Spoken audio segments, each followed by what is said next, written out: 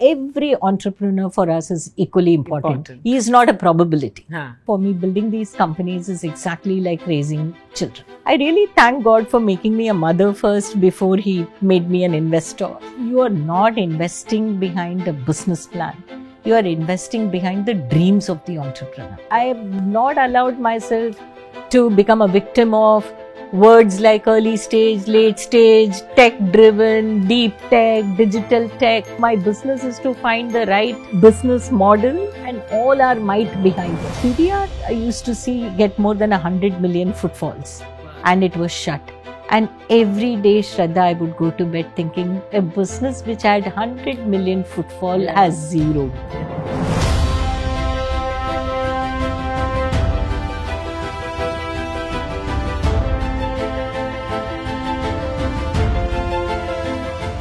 Unicornism, Shraddha, became a shortcut word to propagate and propel the startup ecosystem. For me, building multiples was only about building mindset.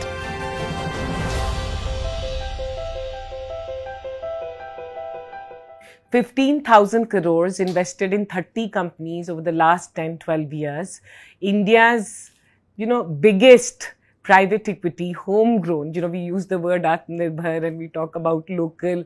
This is India's self-made largest private equity fund, which actually started investing earliest and one of the first in startups also. Today, I'm talking to a lady who, I would not say lady, man, but an icon. Someone who has showed, paved and defined the way of investment here in our country in the last 30 years. And with Multiples, she's an entrepreneur who's built this private equity fund, Multiples, which has made this kind of investment and is raring to go and create history in our country. Renuka, very, very honored to be talking to you. Thank you. Thank you, Shraddha. You are a wonderful startup entrepreneur, a great success story. And there are not too many women entrepreneurs. So huge compliments to you. Thank you so much. Thank you. Of course, you are a very, very known, legendary investor. But I want to ask you as an entrepreneur, because Multiples is a fund you've created and you were iconic in ICICI Ventures. What has it taken to build and get it, the last 12 years journey that you made? Because right now it's a $2 billion fund. And we are raising our fourth fund. I'm sure. And with your blessings, it'll make us $3 billion. Wow. Yeah. Anyway, beyond the $1 billion, somewhere in late 90s, I fell in love with entrepreneurship. And, something happened to me. I went for a short stint at Harvard Business School. The way they conducted the program, the peak of the internet and the case studies and the way I allowed myself to be absorbed by those stories, I thought there was only one purpose in life, which is to become an entrepreneur. So, and those stories really touched me. Yeah. The near-death experiences of entrepreneurs really made me feel I should also have one such experience, and how they pull themselves out and go on to build multi-billion-dollar global companies. So I wanted to really worship entrepreneurship because it creates jobs, it gives meanings to so many million lives, depending on the kind of company you're building, besides creating wealth and bringing that back into the economy. So the virtues of entrepreneurship completely drew me into this investing business. So I would say that building Multiples for me was first, how do you fall in love with entrepreneurship? How do you fall in love with building enterprises and not just about raising money, deploying money and making a lot of money? And that's with that kind of a goal, I started Multiples. What got you to take that leap of faith and start investing in these companies so early on? For each of those companies, the background work and purpose is very different. At the time, we invested in delivery.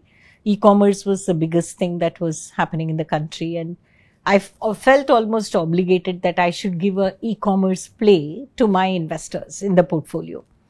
And we felt that delivery was a beautiful aggregated play on e-commerce in the country. And when I met Sahil, he was so young, so different from the routine corporate kind of people that one would meet. But his determination to build a company with a technology edge and putting the company ahead of everything, including himself, was oozing out. Yeah. It was just so obvious. And Yeah. I felt that if there is an entrepreneur who can fight all the battles and go out and do the right thing and build a great company, that would be Sahil. And I convinced myself that I have to be here. I have, Multiples has to be part of this story. And honestly, for me, failure doesn't worry me so much. As long as there is no fraud, there is no malintention. If you made a wrong business call or you didn't make so much money, it really doesn't matter. As long as you backed the right cause and the right person. And later, when it came to Dream 11, it was a chance meeting. I was meeting Harsh just to understand what he was doing and see if there is in any way I can give him a few pieces of guidance.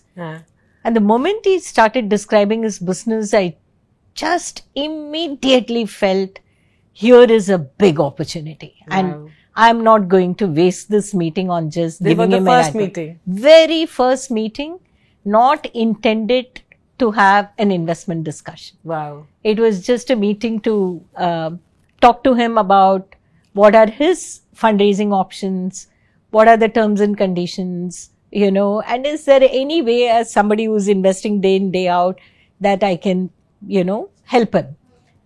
I told him 15 minutes into the meeting, Harsh, wait, I don't want you to repeat all this.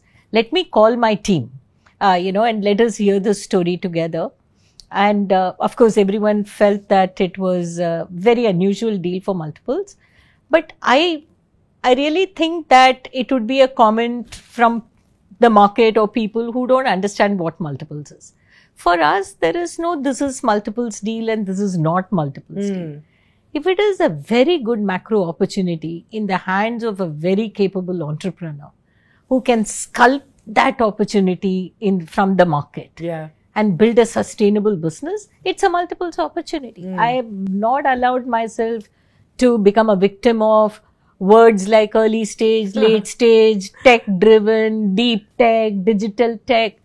Why fuss with all this? My business is to find the right business model and the right person and put the money and all our might behind it and make it win. Licious is a very, again, a very bold step by, Abhay and Vivek to create a food brand. And I'm very sure they will create a iconic food brand and these brands will be around for hundreds of years and command very, very high valuations. The journey is not easy. You'll have to do many trials and errors in the marketplace to understand what consumer like, what does a consumer like and how do I build traction. It's a lot of hard work in building the supply chain and delivering that high quality. Again, we worship both of them and we are squarely behind it to build a fantastic food brand in the country. When you say that we are squarely behind them, it feels like you're just behind them, helping them in a most genuine, authentic way. And there isn't one thing, I don't know what to call it, a very desi habit probably I can say. From an analogy perspective for me, building these companies is exactly like raising children. And I always said this even when in my earlier job that I really thank God for making me a mother first before he made me an investor, So nurturing entrepreneurs, building enterprises is exactly like raising a child. You're not trying to make your child like you. You're making your child the best version of itself. Himself or herself. By telling them that, hey, the only boundary conditions for you are our family values. I'll never let you compromise that. In that Maidan, go and do what you want. And I'm with you, right? So you discipline them, you bind them in values, you are squarely behind them. No, but I have to tell you this, and I have to go on record to say this, that it's not just about India. Worldwide, people like you, and I would say people can you, but I would say women and leaders like you, the kind of the scale at which you are operating, and that also you made everything happen, and of course with the team and everything, but you've made that happen. And the playbook that you have, which you're talking about nurturing, bringing that authenticity, that, I don't think so globally we have that kind of an example, what you've created with Multiples. And maybe That's a framework. That's the Yes. framework the world needs now in investing. Absolutely. And we are investing with very, very intelligent people who are also very competitive, who have seen the world, Yeah. right? If there is no authenticity, they are going to see through it, Yeah. right? And Yeah. if there is authenticity, there is genuine partnership, Yeah. genuine nurturing mindset, we really make them so much more confident. You had huge opportunities to go after some of the very quick winners that seemed to be quick winners, but you chose to think through and make investments in the right way, and that is playing out. Yeah, exactly. Vastu, for instance, Yeah. a company that we backed Sandeep Menon to go out and build, Yeah. from scratch. Yeah. Right? There were so many, as you say, quicker ways of getting a play in the same And it would sector. all have come on your table, right? Yes. Like it's not that you did, and you had that. I was hearing from your team that you did, but the decision was not to go after. Quick money, Yes. Yes. but to really build something sustainable Yes. and valuable. And the other thing, Shraddha, that I have always been very mindful of, which is a part of multiples language, is you are not investing behind a business plan. You are investing behind the dreams of the entrepreneur. So be always conscious of the person behind the company, Yeah. the aspirations. Yeah. The aspirations get translated into some 5-year plan and some 1-year plan, and the market dynamics then change these plans, right? And sometimes it gives you tremendous opportunity. Sometimes the opportunity is way lesser, way more competitive, way more difficult, right?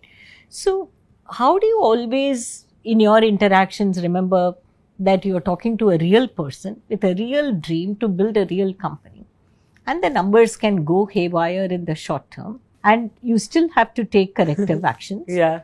But never forget the big picture. Yeah. Don't get so myopic that the person on the other side just loses the spirit Yeah. and says, let me just get you off my back because you have not even understood what I am trying to build. Tell us, what does it mean to pick companies in tech which are going to last? Multiples is anchored on very, very strong philosophies. As I said, I talked about you're dealing with a real person and a real dream. And your obligation is, of course, to your investors, but there is an obligation you have to the employees in your portfolio company. Yeah. There's an obligation you have to the customers of your portfolio companies. You have an obligation to the vendors of your portfolio companies. You are operating in an ecosystem. You can't get myopic and say that I will only think about my money if you're building a lasting institution. A lasting institution which can be respected, which can be trusted. How to bring that holistic thinking and not get vitiated when market conditions drive you nuts, right? And you see, either you see other people making quick money, or you see other people making very irresponsible investing, or other people gathering a hell of a lot of money. And these doubts come to us as well, that are we getting fossiliated in our thinking? Are we not moving fast enough? Are we stuck up in some time warped philosophies and so on and so forth. Yeah. So because we talk internally so much, and we have kept all of us, not just the senior team, but everyone anchored in these philosophies that we will do nothing short-termish. We are building long-term sustainable companies. We will never compromise the ethics of ourselves or our portfolio companies to make a higher return for our companies. Conscious that you're operating in an ecosystem. See, if one of my company falls like a 9-pin and then creates cascading effect to their vendors, to their employees, look at the loss of reputation, right? All your hard work is going to get washed out in no time. So all of this we have deeply ingrained in everyone. So even momentarily, if I were to slip, or any of my senior colleagues were to slip, other people will question and say, but didn't we say this? Didn't we say we are building long-term sustainable enterprise? Do you see this investment opportunity to be one such? Or does it look like an opportunity to make quick money? And do we want to put our name here, right? So the check and balance has come by just internally articulating it again and again, and the whole team holding this very, very carefully. So it's very interesting that when I left ICICI Venture, and lot of butterflies in my stomach as to what my life was going to be, because honestly, Shraddha, I couldn't even imagine a day in my life when I will not be an employee of ICICI. For me, before Renuka came ICICI, right? Renuka was next. So it was, very, very interesting time to deal with the ambiguity. Mr. Vallabh Bansali, who I kind of really respect and look up to, was kind enough to take me to Mr. Narayan Murthy. He was going to Bangalore. He said, come, take his blessings. So he gave me his book with the thing, go and build the most respectable company. Wow. Right? So that got me thinking that, he didn't say go and build the most profitable company or valuable company. He said, go and build the most respectable company. Wow. So that is not so easy, and it is not something you do it for one day or 1 month. It's a commitment of a lifetime. You have in multiples picked every company which is sustainable, which has scaled, which has given outcomes, right? Exactly. How? That's our business model. So we never tell ourselves that, "Hare, हमारे business में तो loss तो होता ही है." कोई portfolio companies don't become as valuable as we imagine. We have never written that in our book or in our mind. We consider ourselves a late stage private equity investor. But as an economy, today we are going through a big revolution around technology. Yeah. India was blessed with a lot of engineers. I mean, engineering mind, mathematical mind was something which was harnessed by our technology services companies from mid-80s, right? Yeah. And we have continuously gone up the curve in terms of, from being body shoppers to, Java programmers to later web designers to then digital specialists to data analytics to artificial intelligence. You've just migrated on the path of deeper technology for greater consequence, right? Yeah. And therefore, to not appropriate that value will be living in a cuckoo land, which I don't want to do. I don't want to be a frog in the well. I have to be real, and I have to deliver the best slivers, the best cuts of India. So how do we train ourselves to understand these companies and which are the entrepreneurs, which are the business models, which are the technologies, what is the DNA of the company which speaks for an ability to be continuously at the leading edge of technological change, and therefore embracing that, training your people, going out, pitching confidently and getting customers. So this is the investment that we have done, and combined with the very clear rule book that you will never tell yourselves that I will make 50 investments and if 5 succeed, I'm okay. You'll tell yourselves that if I make 20 investments, all of them have to win. So you knew it from the beginning you started? No, it's like when I used to go for exams, right? So I wanted to stand first in class always. I wanted to be first in every subject. And then I had to be at least 20 to 30 marks ahead of the second. That's when I would say, yes, I'm really number one. So that is my nature. And the same thing I've now passed on to multiples. That it is not okay to have failures. And yet, we will grow, in our mind and in our heart to accept failures. Because we are human and we are not going to self-flagellate. We are not going to walk away from the strategy or do funny things with the entrepreneur.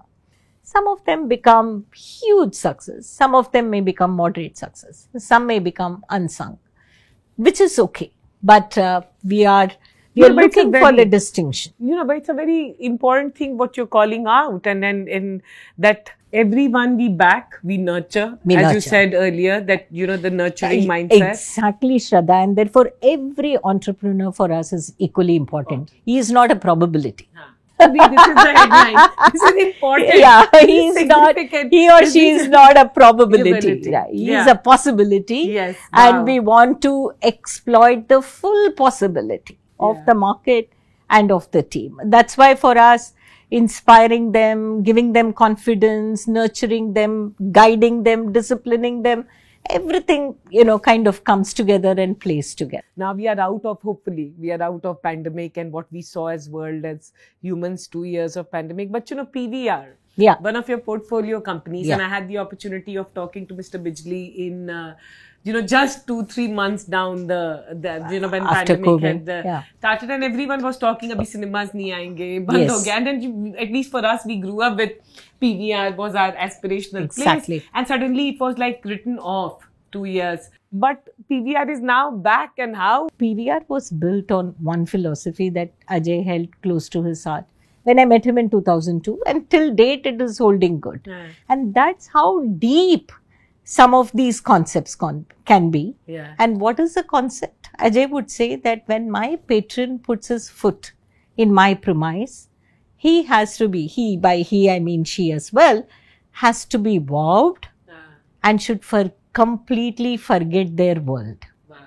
Their problems, their worries, their anxieties, right? Whatever is bothering them should be left at the doorstep of PVR. Yeah. The moment they put their foot in my premises, they are so taken in by everything, and the customer experience is such that for those 3 hours, they enjoy bliss. Yeah. This is holding good even today. Even today, patrons go to PVR for that. True. Yes, of course, there are various ways in which you can entertain yourself, and therefore the demand on the content better be deserving of my 3 hours has definitely gone up over time. So every time we were hit with piracy, we were hit with, before that, DVDs, then piracy, then IPL, standoff with distributors, then OTT, and then the mother of all challenges, which was COVID. Yeah. Will it result in habit changes because people have got used to watching it at home?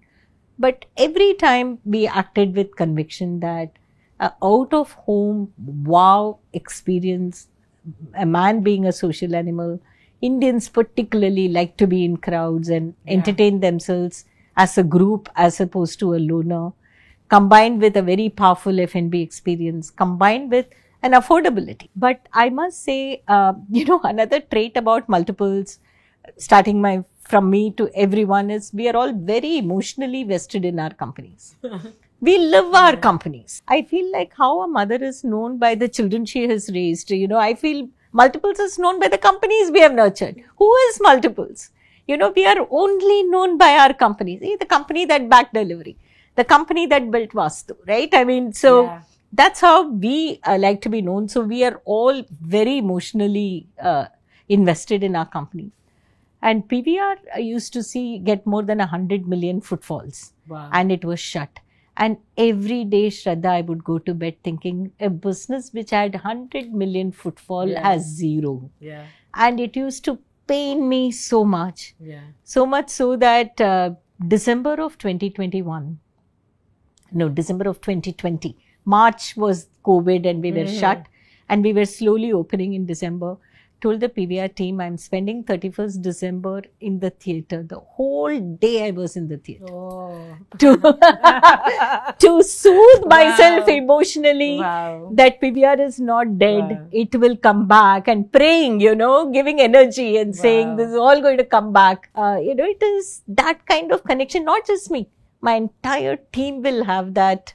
Emotionally, we are very, very connected.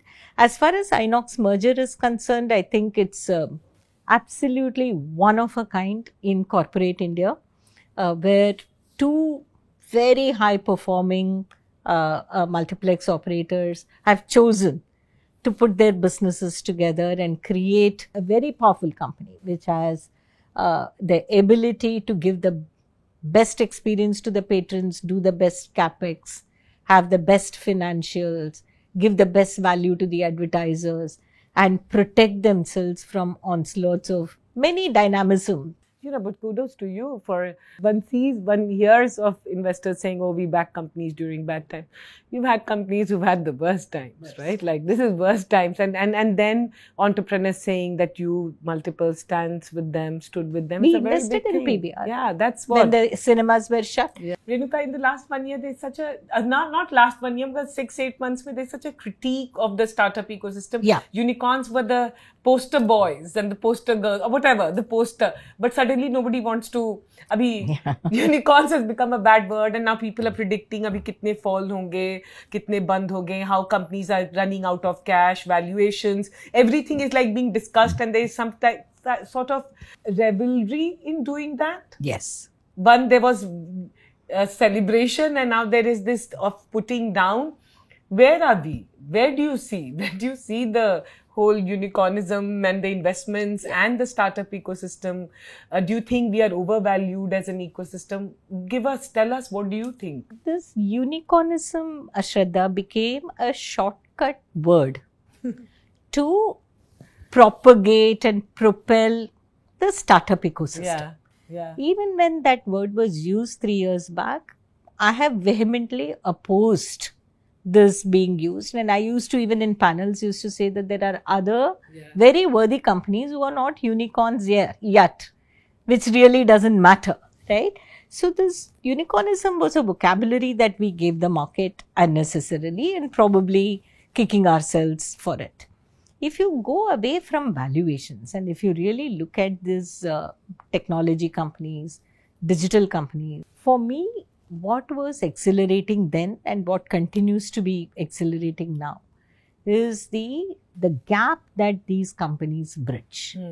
The fact that today you can take a product or a service, an insurance product, a savings product, a brokerage product into the hinterland of India and build a profitable company using technology, using digital penetration. The fact that you can take fashion to the deepest corners of India and yet be profitable. The fact that you can collect a lot of data and serve the right customers with the right insurance policy. We have investment in a company called Acko. So excited to see how many innovations are possible which are customer friendly, which increases penetration, which solves for many different insurance requirements if you have the ability to price yourself well, knowing the underlying risk. So the deep penetration possibility, the fact that you can build one India, the fact that you can build products and services that are appropriate for different stratas of India and grow the economy in a holistic way, for me, continues to be as exciting, if not more exciting, compared to 3 years back. ICICI Ventures was in a way investing in old school businesses, traditional businesses. Today you've done very successful tech investments and all of them. It also requires a tremendous amount of journey for you. And that's why your firm, the venture you're building, makes that journey. And today I want you to tell us about your journey in that respect, because this is for all of us as entrepreneurs. हम अपने एक glory में नहीं रहना चाहिए. And you had such glory, but you have created from scratch again this thing. क्या किया? What did you do? So this is what I tell my investors as well, Shraddha, that see, India is a very, very dynamic marketplace. It's a fascinating economy to be an investor, to work as an investor in this economy. I tell my investors, they always ask me, oh, will you do this in Fund 4 what you did in Fund 3? So I tell them, if I did the same thing in Fund 4 that I did in Fund 3, I'll be a failure. I don't wish to be a failure. So the success of investing in India is every time you raise a fund, when you can sit back and say, what is this vintage? Where are the gaps? Which gap can I address most profitably? And can I train my team to go out and do that with confidence? Rather than saying, मैंने 20 साल पहले भी यही किया था, 10 साल पहले भी वही किया, अब भी वही कर रहा हूँ, इसलिए आप बड़े कॉन्फिडेंस से मुझे पैसा दे दो. I tell my investors, मैं कभी वो नहीं करूँगी. Because if I have done something worthy, everybody has already copied me. Right? Yeah. And when everyone copies, when they crowd out, returns get readjusted to the person who has the lowest return appetite. So the market has readjusted on that strategy. So you have to go and climb the next branch. Right? So in the first fund for us, it was the e-commerce. In the second fund, it was digital disruption. In the third fund, it was digital penetration and building standalone direct-to-consumer digital companies. In the fourth fund, we are looking at sustainability related investments. We are looking at some very select manufacturing like pharma companies. We are looking at building mega corporates like roll-ups as in PBR or deconsolidation like in Zenex. So every vintage will give rise to new opportunities. And it is my job as a leader to prepare my team and prepare myself to catch the next wave. And go there with confidence. Build your capabilities to the extent you can. Build a lot of advisors who can handhold you. Develop. So for me, building multiples was only about building mindset. So the mindset right from day one is I am a seeker. Wow. I don't have answers to all the questions. I don't want to pretend like I have. I need to go out and get the answers. But I will refuse to get carried away by any one forceful speaker. I have the ability to bring all the information in, sit back, process it, and listen to my head and heart together, right? My intuition says, these are all the risks, these are all the upside. I still feel confident to go and assume these risks. Yeah. It's not been an easy journey. It has been a very, if I may use the word, also painful, very painful. There has been tragedy, but you've not been a victim. Yes. And I want you, if it's okay with you, to talk about it. So, Shraddha, I think what has helped me overcome some of these, the tragedy for me, loss of my husband was a big tragedy, of course, is an ability to quickly reset my life to a purpose. I don't know how it happens. So, I can't put it as a formula, but maybe I just go deep within myself. So when my husband died, literally at that moment, I would say, my immediate calling was nothing will change for my children. Wow. At that moment, I mean, it was a rude shock because it was a road accident. So it is not that he died of an ailment, that I had a lot of time to prepare myself. And what was I doing 1 minute before he died? I was singing. And what was my biggest worry at that time? I was talking to my husband. My daughter's hair had grown. She had very thick hair. I said, should I give her a mushroom cut or a sadhana cut? Oh, you were talking to him? I was talking to him. He was driving the car and he said, Renu, what a ridiculous question this is. Whichever cut you give her, in the next 30 days, you're going to take her for another haircut. How does it matter? Give whatever cut you want. But it was such a big question. For me, it's to be so obsessed with my children. It was a big question for me. Should I cut her hair in a mushroom cut or sadhana cut? Can you imagine? And 1 second later, I didn't know that I'm going to be standing at a crossroad, having to answer some really difficult questions of life as to how are you going to take your life forward and, what's going to happen to you and to your children. But somewhere this message came, nothing will change for my children. And that kept me going for 20 years because I had to make money, I had to be a mother and father, I had to be happy in front of them, I had to put the world at their feet, and I'm also very family oriented, so keep my relationships and behave normal instead of crying all the time or seeking sympathy or seeking help. Instead of seeking help, can I help somebody? Why should I be a seeker of help? I can be a giver of help. So that really, helped me. And again, when I was leaving ICICI, that was a very, very traumatic moment for me because I had unfulfilled desire of taking ICICI Venture even bigger. So I said, okay, go out and build the institution that you always wanted to build in ICICI Venture. Maybe it won't happen because you don't have a powerful brand like ICICI. Somebody has to trust you and it has to you have to again start from scratch, literally, right? I mean, with absolutely nothing. Maybe it will take a long time. Maybe I won't be alive till then. Maybe I will fail. But it is a mission. to build a world-class institution for alternative assets and be that tremendous support for entrepreneurs who richly deserve everything. So the strong calling, the strong purpose really keeps me very, very focused and energized to wake up every day and come back for the same cause. Yeah. And I really want you to talk today about what does it mean to be authentic, the authenticity that you bring. Shraddha, I don't know whether I got it from my parents. For me, it is about giving. When I meet someone or when I build a good relationship with an entrepreneur, it's always, hey, how much more can we give you, right? What will make you more confident, right? What will make you go out and achieve more? What will make you genuinely happy, right? Sometimes even attending a social function, attending a function that is very important for the entrepreneur. It's not about what is in it for me.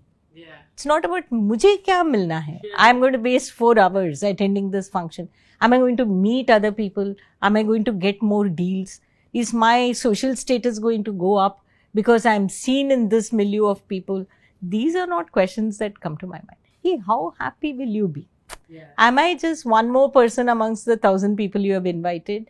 Or you would genuinely be happy if you see me there, right? Then it is okay. Even if I'm running temperature, I'll somehow put myself together because I want to see you happy. In multiples, this is something I've understood through my life, and I've kind of got my team also to imbibe it, is that what motivates one person is different from the other. Every individual is different. And we know this technically. Yeah. Intuitively and technically we know each person is different. But where we stop short is to really put in the effort and say, what are you made of? What are you made of? So when I engage with you, these are things that I should be very, very particular about because of your background. In your mind, when head to toe you are hard-coded to say that, I always say this and everyone in multiple says it, transaction is for a time, relationship is for a lifetime. Wow. Yeah. Yeah. So even today, companies I invested in 2002, 2003, they are ardent well-wishers. When I write to them or I receive a message from them, my happiness sees no bounds. Yeah. Because that bonding, because the personal relationship is never going to go away. But we always remember that 20 years from now also, we should, nurture the same bonhomie and happiness when we meet each other. We should be helpful to each other. Can I connect some of my exited portfolio companies also to others so that they become even bigger from where they are? These are very, very important because those are for a lifetime. We want to nurture them for a lifetime. So not being transactional, not being selfish, putting the other person first and recognizing that I can't force fit everybody to my lens. I have to adapt to everyone. Renuka, last couple of questions. One is that what is the ambition now? Because abhi itna kar liya. No, so there is a long, long journey ahead. You're not going to sit back and relax and have a cup of tea? I'll die very quickly then. So scale is an ambition. Definitely we want to scale the firm and make it large and relevant in sync with the size of the Indian economy. Yeah. So, there is an aspiration to not scale, not for scale's sake. It brings ability to influence. It brings ability to make things happen, stay relevant. Yeah. And I feel that, as I said, since we worship entrepreneurship, any amount of help we can give to more entrepreneurs through our capital and the entire network and the support system is something that I would want to do. Like to add more strategies. Real estate is a passion for me. I've held back the horses because first the private equity business has to stabilize. Yeah. Again, there are a lot of opportunities there. Not so much institutional capital available for the lesser known brands, in lesser known cities. So is there an opportunity to again drive the economic growth through another strategy is another aspiration. build a lot of professionals, grow the firm, and build more capabilities to channelize more capital is another aspiration. So there is lots to do. I want to ask, what has money meant to you, Renuka? Like to you personally? So what money has meant to me is huge security. I have a lot of peace of mind or mental security that, I will not go hungry, or I'll not go without a roof over my head, or I'll have enough money for healthcare for everybody in my family. I can also, by the way, help others if they need my help. But I don't belong to the camp that money solves all problems, or that you can throw money at every problem. If you don't rain check the money, if you don't, keep the money thing completely ring fenced in one remote corner, it has a potential to harm you than make you. So I put money in a very, very small thing in my brain. It's talk about it's a tiny corner of my brain. And I don't allow it to come out of it and start to think that because you have money, you have solutions for everything, or solutions for everyone's problems, or make you arrogant. And Renuka, I want to ask, what would you tell women? Because still all said and done, and it's a global thing. Again, I don't want to put India on the spotlight, but what would you tell women? Because, there's this whole concept still that women are not comfortable owning, talking, because agar women is talking about money, she's aggressive and she's not like fitting in. What would you, because you to me you are so wholesome, is the word that comes to my mind. You have to tell us, what would you tell all the girls? No, I would say first thing is that it is absolutely okay, and it's almost important and mandatory to have your own aspirations. For women, I think it really starts there. They think that even having an aspiration for myself is a bad thing, that I have to only live for my family. So that is the first thing I would say, that I'm not saying it in a selfish or a harmful way, but you are an independent soul. You need to nurture that soul. You need to be internally happy. You need to feel internally fulfilled. You need to feel that I lived my life's full potential, right?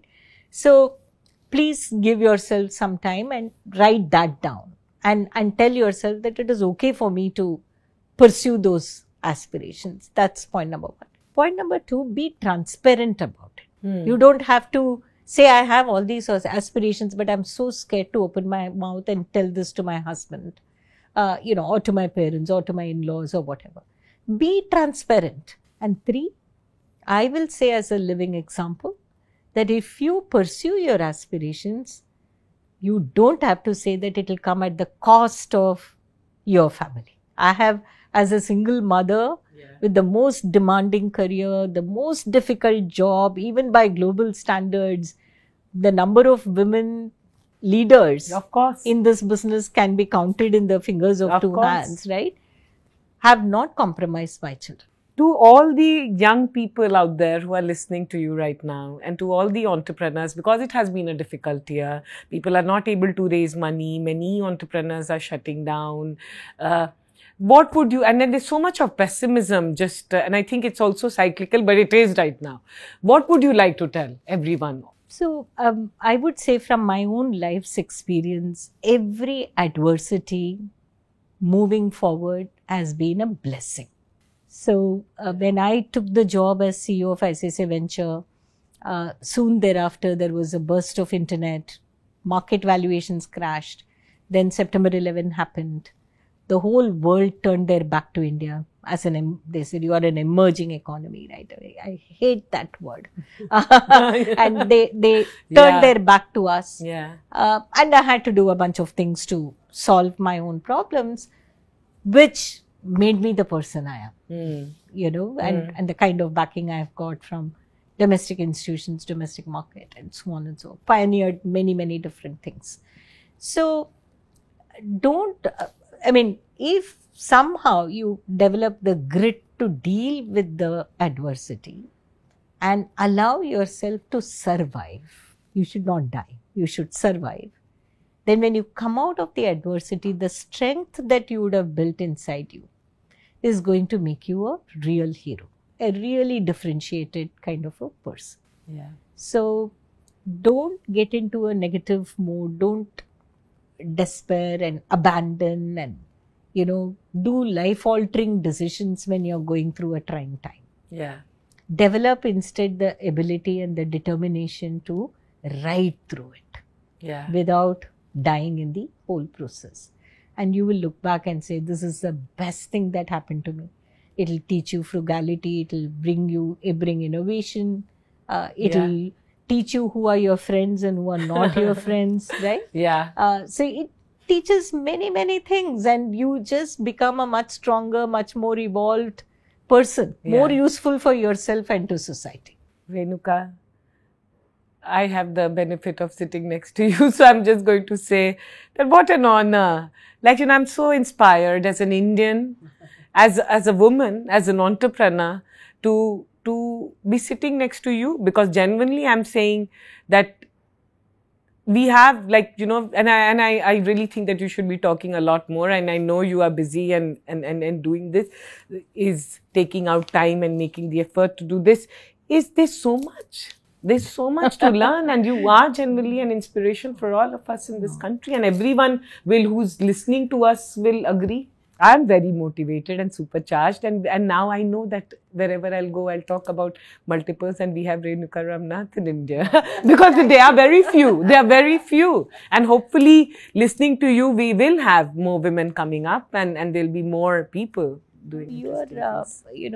This idea of your story is definitely demystifying many people, many businesses, right? Yeah. And you are really giving the world, young people out there, to see the real person. Yeah. As opposed to from the lens of another person, right? Yeah. So it is a phenomenal initiative, and Thank you. Honestly, I sincerely hope whatever I have said today is useful to a few people, Shraddha. Thank you for doing this with me.